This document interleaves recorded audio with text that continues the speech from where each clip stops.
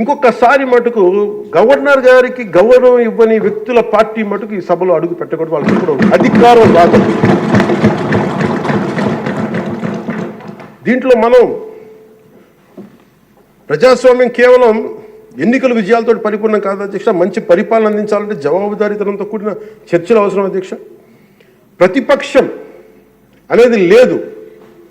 నేను చెప్పాను, మాకంటే ఒక సీట్ వచ్చినా మీరు ప్రతిపక్షంలో కూర్చుందరు కానీ నేను సంతోషంగా ఉంటానంటే పాపం లేదు. మీకు ప్రజలు మీకు ఇవ్వలేదు అవకాశం లేదు. మాకు దామాషా పద్ధతి ప్రకారం పర్సంటేజ్ ప్రకారమే మాకు ఓట్లు మాకు ప్రతిపక్షం కావాలంటే they should go to Germany అధ్యక్ష. అక్కడ ప్రాసెస్ ఉంది, అక్కడ ఫెసిలిటీ ఉంది, అక్కడ సౌలభ్యం ఉంది. మీరందరూ తలా ఒక కాంట్రిబ్యూషన్ చేసిన సభ్యులందరూ వాళ్ళకి కూర్చొని ఫ్లైట్ టికెట్ వేసి పంపిస్తాం అధ్యక్ష.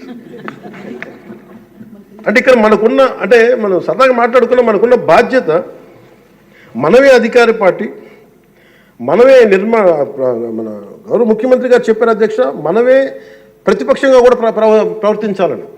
అంటే నిర్మాణాత్మక ప్రతిపక్షంగా యాజ్ ఎ కాన్షియస్ కీపర్గా. సింగపూర్లో మనకు తెలిసి PIP, People's action party, which is initiated by great leader Lee Kuan Yew, స్వీయ నియంత్రణ కోసం వాళ్ళు అధికారంలో ఉండటం కారణంగా స్వీయ నియంత్రణ కోసం అధికార పార్టీలోనూ విభిన్నమైన అభిప్రాయాలతో కూడిన చర్చలు చేస్తారు అధ్యక్ష. భారతదేశ స్వాతంత్రం వచ్చాక పార్లమెంటు మొట్టమొదటి సమావేశ సందర్భం ప్రస్తుత సభకి ప్రజలు ఇచ్చిన తీర్పును ప్రతిబింబిస్తుంది. అప్పుడు ఇతర పార్టీ నుండి గెలిచిన అంబేద్కర్ గారిని న్యాయశాఖ మంత్రిగా నియమించారు. రహదారి నిర్మాణంతో ఇన్ని ఏడు దశాబ్దాల కాలంలో సార్ తొలిసారిగా అంబులెన్స్ కూత విన్న గిరిజన గ్రామం పొలంగూడ అధ్యక్ష. సకాలంలో అంబులెన్స్ రావడంతో నిమిషాల్లో ఆసుపత్రికి చేరుకొని ఆరోగ్యమైన మగబిడ్డకి జన్మనిచ్చింది ఒక గిరిజన మహిళ. గత ప్రభుత్వ హయాంలో గ్రామీణ అభివృద్ధి కోసం కేటాయించిన నిధులను దారి మళ్లించడం కారణంగా ప్రజల అభివృద్ధికి నోచుకోలేకపోయారు అధ్యక్ష. కానీ గత ప్రభుత్వ తప్పిదాలను సరిచేస్తూ అధికారులకు వచ్చిన రోజు నుండి గ్రామీణ అభివృద్ధి లక్ష్యంగా వికసిత్ భారతంలో ఏ ఒక్క గ్రామం కూడా అభివృద్ధికి స్వర్ణాంధ్ర ఉండే ఏ గ్రామం కూడా అభివృద్ధికి దూరం కాకూడదు అన్న సంకల్పంతో గౌరవ ముఖ్యమంత్రి శ్రీ నారా చంద్రబాబు నాయుడు గారి నేతృత్వంలో రాష్ట్ర ప్రభుత్వం కృత నిశ్చయంతో పనిచేస్తున్న అధ్యక్ష. గిరిజన గ్రామాలు, కొండ ప్రాంతాల్లో డోలి మోతలు ఈ ముగింపు పలికే దిశగా ఆంధ్రప్రదేశ్ ప్రభుత్వం పంచాయతీరాజ్ గ్రామీణాభివృద్ధి శాఖ ఆధ్వర్యంలో చేపట్టిన మౌలిక సదుపాయాల కల్పనలో భాగంగా శ్రీకాకుళం జిల్లా కొత్తూరు మండలం గుట్టుపల్లి నుండి పొలంగూడ వరకు నూతన బీటీ రోడ్డు నిర్మాణం కొరకు మహాత్మా గాంధీ జాతీయ ఉపాధి హామీ పథకం కింద 21-22 ఆర్థిక సంవత్సరంలో మంజూరు చేయడం జరిగింది అధ్యక్ష. దీనిని సీతంపేట గిరిజన సంక్షేమ ఇంజనీరింగ్ డిపార్ట్మెంట్ ఏజెన్సీ పని పూర్తి చేయాల్సి ఉంది.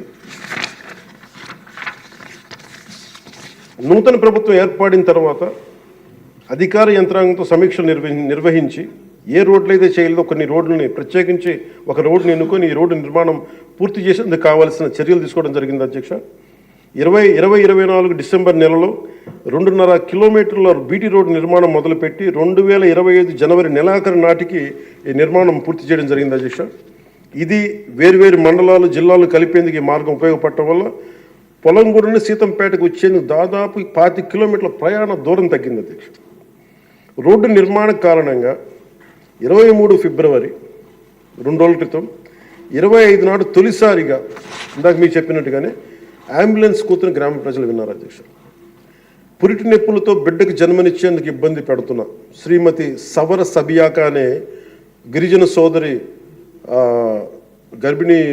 గిరిజన సోదరి మహిళ ఈ నూతన రహదారి మీదుగా నిమిషాల వ్యవధిలో హిరమండలంలోని ప్రాథమిక ఆరోగ్య కేంద్రానికి తీసుకురావడం జరిగింది అధ్యక్ష. చాలా మగబిడ్డకి జన్మనిచ్చారు. ఈ రహదారి ఏర్పాటు ద్వారా 6 గిరిజన గ్రామాలకు సంబంధించిన 1260 మంది డోలి మోతల కష్టాలని నారా చంద్రబాబు నాయుడు గారి నాయకత్వంలో ఈ రాష్ట్ర ప్రభుత్వం తీర్చింది అధ్యక్ష.